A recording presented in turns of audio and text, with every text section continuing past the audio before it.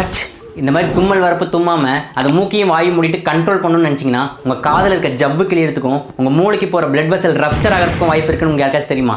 தெரியாது. இந்த மாதிரி ஹெல்த் ரிலேட்டட் டிப்ஸ் சும்மா ஜாலியாக தெரிஞ்சுக்கணும்னு நினச்சிங்கன்னா மறக்காமல் என்ன ஃபாலோ பண்ணி வச்சுக்கோங்க.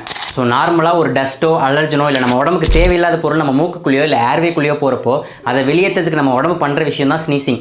நம்ம தும்முறப்ப நீங்கள் நல்லா கவனிச்சிங்கன்னா நமக்கே தெரியாமல் நம்ம பிரெயினோட ரெஸ்பான்ஸ்னால இப்படி பண்ணி நம்ம காற்றை உள்ளே எடுத்து வச்சுக்குவோம். அதுக்கப்புறம் அதை அடைச்சி வச்சு ஃபோர்ஸ்ஃபுல்லாக வெளியே விடுவோம். ஸோ இப்படி வெளியே போகிற காற்று கிட்டத்தட்ட 160 km/h போகுதுன்னு சொல்கிறாங்க.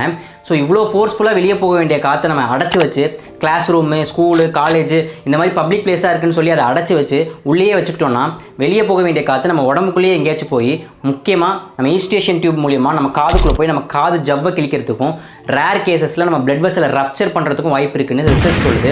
ஒரு ரிசர்ச்சில் 1948 2018 வரைக்கும் தும்மலை கண்ட்ரோல் பண்ணதுனால காது, மூக்கு, கண்ணு, தொண்டைன்னு டிஃப்ரெண்ட் ரீஜன்ஸில் இன்ஜுரி ஆயிருக்குன்னு மொத்தம் 52 கேசஸ் ரிப்போர்ட் ஆயிருக்கு.